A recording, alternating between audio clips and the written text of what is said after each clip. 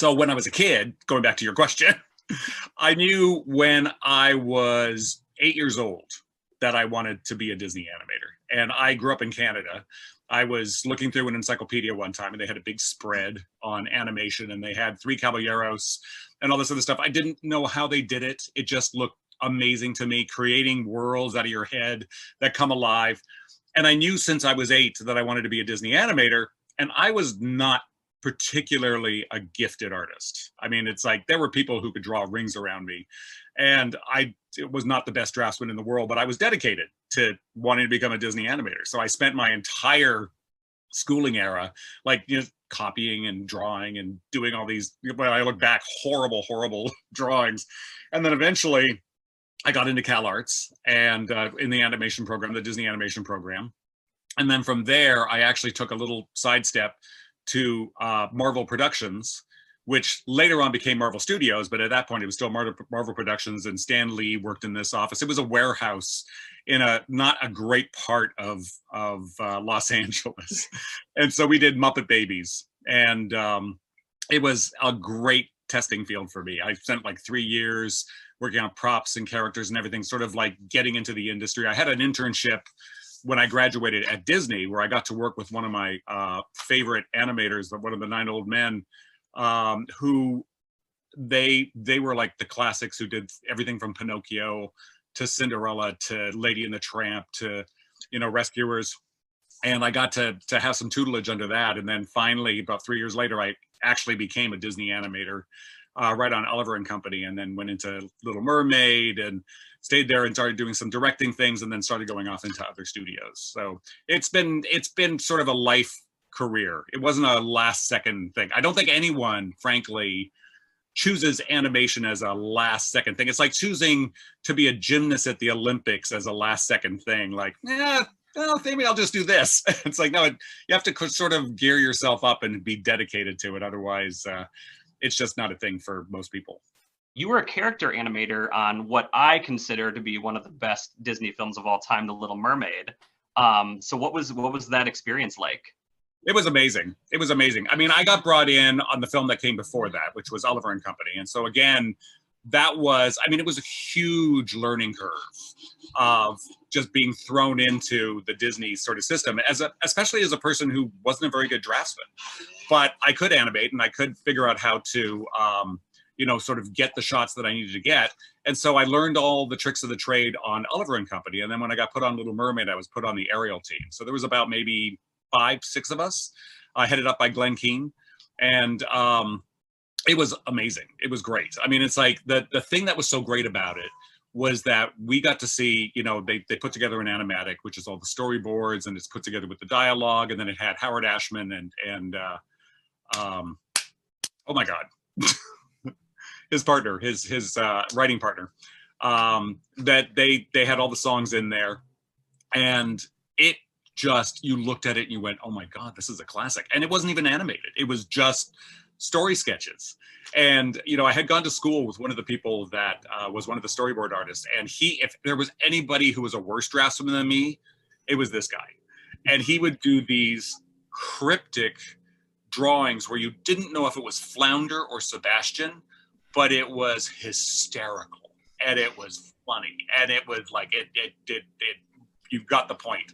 And so everybody was so excited to work on Little Mermaid just because we knew it was going to be a hit even before it was finished. And so then, working with Ariel, to deal with, I mean, I did a few shots where she had legs, not many. I did most of the shots. Most of my shots were underwater. I did the one where her legs actually break from fins into legs. I did the one where her voice gets taken out. I did the one where she bursts through the water, which I call the big shampoo shot. And, then the one where they're in the boat with all the fish doing the fountain and all this other stuff.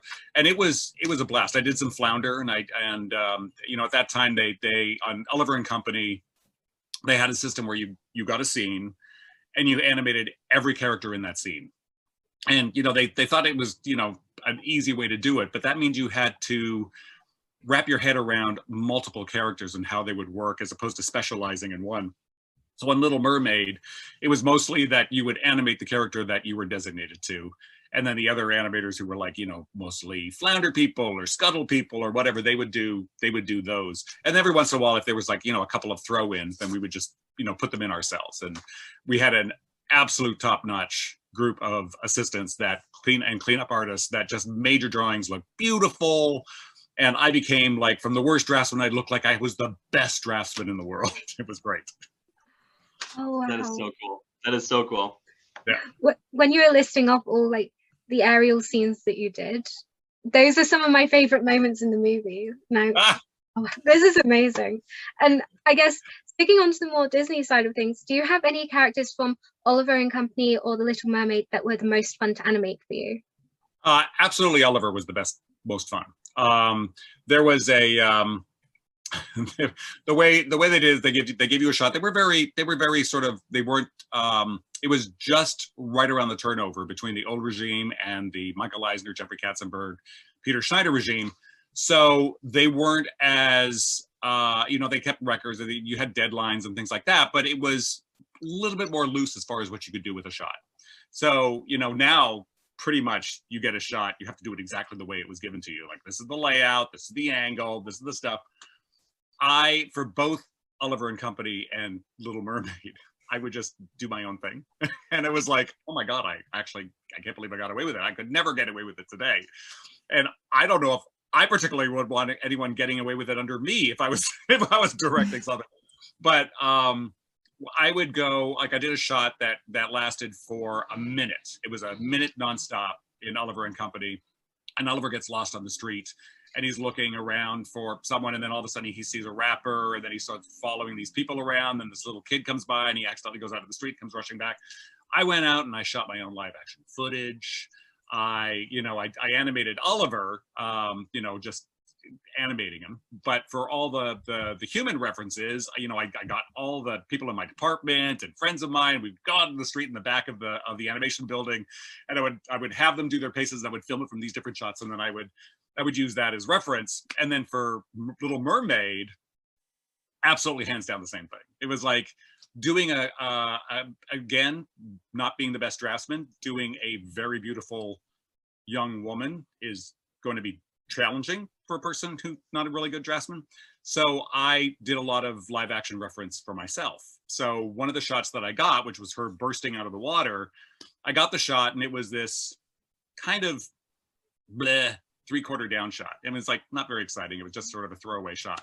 And I had an idea. You know, I had gone to, when I was at Disney, I used to always participate in all the perks that Disney had, including being on the canoe team, that we would race it with all the people in Imagineering and other departments around the lagoons at Disneyland. But you had to get up at like 4 o'clock in the morning to go down there and do it, and then get back to the studio for the beginning of the day. And there would be this gigantic shampoo shot poster of a woman coming out of the water, and her hair was like glorious and amazing. And I thought, this is that shot. I have to do this shot. So my assistant at the time, who was brilliant, she had 2 twin daughters, and one belonged to the YMCA in Glendale. And so I asked her, would she do this shot for me, and I would film it. So we went there, not me realizing that the only way to get to the pool was to have to go through the shower room. Here I am, fully clothed with a gigantic camera, walking through the men's shower to get into the pool. And she went into the water. I said, okay, I want you to burst out and throw your head back, because she had nice long hair. And I got this unbelievable footage. It was so fantastic. And I used that as my reference. And I show it to John Musker and Roger Clemens after I finished it. And they were like, well, I like everything except for the angle. And it was like, this is 2D, this is not 3D. So you can't just like take the camera and go, And I was like, oh God, they're really stuck on this 3/4 down shot. And I said, well, it's done. Do you mind just maybe cutting it in the film and seeing if it works? And they did, and it did. So it stayed in the film. And so I got that. So then I was sort of inspired by, you know, how well this was working. And we had another assistant in the department who was like, she was either a ballerina to begin with, or she had great body movement. And so I filmed her with Ursula taking the voice out. And I said, this is not an attack. on her. This is not something that's painful to her. This is being coerced out of her. And it was a very specific thing that I needed, and it was a very specific motion that I needed. And so she nailed it right off the bat. I mean, the footage has now disappeared because it was like the most popular footage. Everyone wanted to see it. And it was like, I've got all the footage for all the other reference stuff I've ever done, except for that one. That one just flew away.